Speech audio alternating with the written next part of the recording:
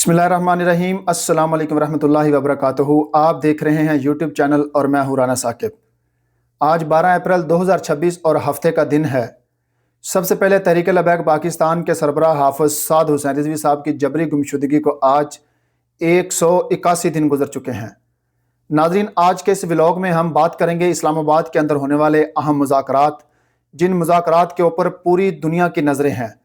पूरी दुनिया का मीडिया जिन मुज़ाकरात को जो है वो कवरेज दे रहा है, उन मुज़ाकरात के ऊपर ये बात करेंगे। अमेरिका और ईरान के दरमियान जो मुज़ाकरात जारी थे उसका कोई नतीजा जो है वो नहीं निकल सका। और इसके अलावा एक और अहम खबर मसूल हुई है। खबरों के मुताबिक कि तुर्क सदर रजब तैयब एर्दोगान ने इसराइली वज़ीर-ए-आज़म को जो है वो जंग की धमकी दी है। इस पर भी इस व्लॉग के अंदर जो है वो तफसील से बात करेंगे। आपने ये वीडियो पूरी देखनी है। अगर मेरे चैनल पर आप नए हैं तो चैनल को ज़रूर सब्सक्राइब करें। तो नाज़रीन, सबसे पहले बात करते हैं उस अहम खबर के हवाले से जो हमें मसूल हुई है। खबरों के मुताबिक नेतन्याहू, इसराइल का जो वज़ीर आज़म है, उसने रजब तैयब एर्दोगान के ऊपर एक इल्ज़ाम लगाया है जो तुर्क सदर हैं। और नेतन्याहू ने यह कहा कि तुर्की जो है वो ईरान की सहूलतकारी कर रहा है, ईरान को जो है वो मदद फराहम कर रहा है। फिर इसके जवाब में तुर्क सदर रजब तैयब एर्दोगान ने जवाब दिया। उसने कहा कि इसराइल का वज़ीर आज़म जो है वो आग से खेलने की कोशिश कर रहा है। ये आग से खेल रहा है तो आग से खेलेगा तो फिर जल जाएगा। और रजब तैयब एर्दोगान ने कहा कि अगर इस वक्त पाकिस्तान सालसी का किरदार अदा ना कर रहा होता, अगर पाकिस्तान के अंदर इस वक्त मुज़ाकरात जारी ना होते तो जो है वो तुर्की इस जंग में कूद पड़ता, तुर्की इसराइल के खिलाफ ऐलान जंग कर देता। लेकिन नेतन्याहू जो है ये बेबुनियाद इल्ज़ाम हमारे ऊपर लगा रहा है, ये आग से खेल रहा है, जो कि इसको नहीं करना चाहिए। और नाज़रीन, ये जो इसराइली वज़ीर आज़म है ये बिल्कुल भी नहीं चाहता कि मशरिक़ वुस्ता के अंदर अमन कायम हो। मशरिक़ वुस्ता के ऊपर जो एक जंग का साया जो है वो मंडला रहा है, वो जंग ख़त्म हो, ये बिल्कुल भी जो है वो नहीं चाहता। एक तरफ पाकिस्तान के अंदर मुज़ाकरात जारी हैं, दूसरी तरफ इसराइल जो है वो लबनान के अंदर हमले कर रहा है। आज भी इसराइल ने जो है लबनान के ऊपर बड़ा ही जो है एक हमला किया है और बेकसूर जो है लबनानी शहरियों को शहीद किया है, लबनान के मुसलमानों को शहीद किया है। तो सबसे बड़ी जंग की जो वजह है ये इसराइली वज़ीर आज़म नेतन्याहू है।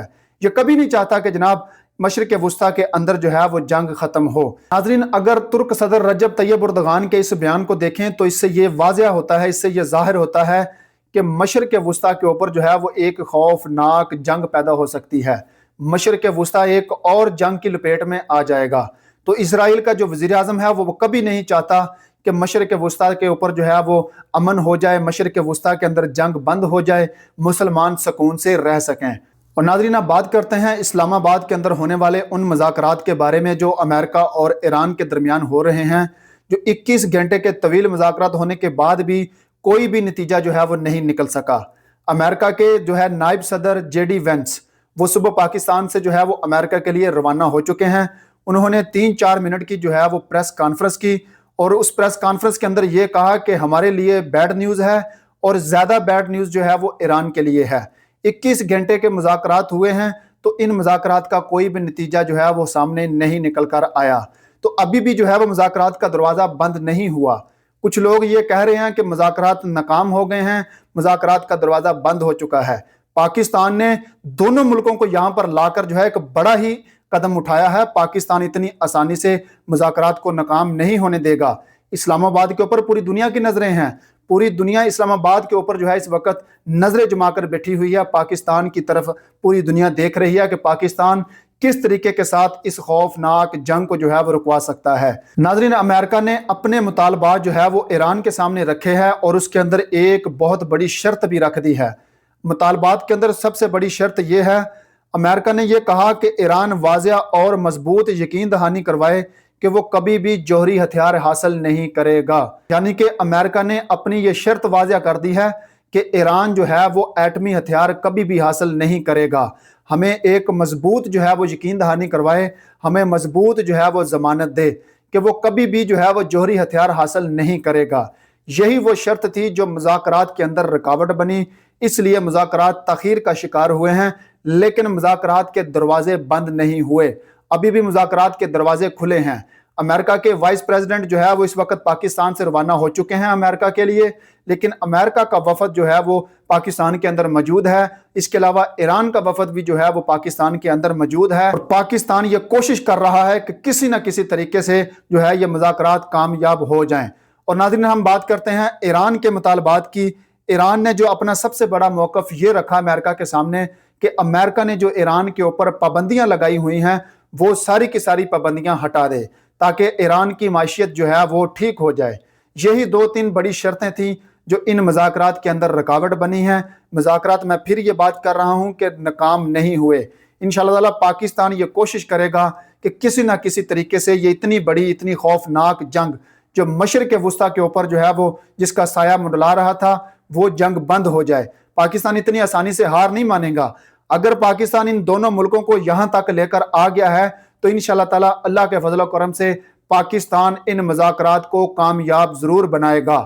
یہ 2-3 جو ہے بڑی رکاوٹیں پیش ضرور ہوئی ہیں، لیکن ذرائع سے یہ معلوم ہو رہا ہے کہ اس کے اندر بھی جو ہے وہ بات چیت چل رہی ہے، مذاکرات جو ہے وہ حل کی طرف جائیں گے۔ ناظرین، اگر مجموعی طور پر اس ساری صورتحال کو دیکھیں تو یہی چیز نظر آ رہی ہے کہ دونوں ملکوں کے درمیان، امریکہ اور ایران کے درمیان جو ہے وہ اختلافات ختم نہیں ہوئے۔ امریکہ کی طرف سے جو ہے وہ ان مذاکرات کو ناکام قرار دیا ہے۔ صبح جو ہے وہ جے ڈی وینس نے یہ بیان دیا ہے پریس کانفرنس کے اندر کہ بیڈ نیوز ہے ہمارے لیے، اور زیادہ بیڈ نیوز جو ہے وہ ایران کے لیے ہے۔ یہ مذاکرات ناکام ہو چکے ہیں، 21 گھنٹے تک جو ہے یہ مذاکرات چلتے رہے ہیں۔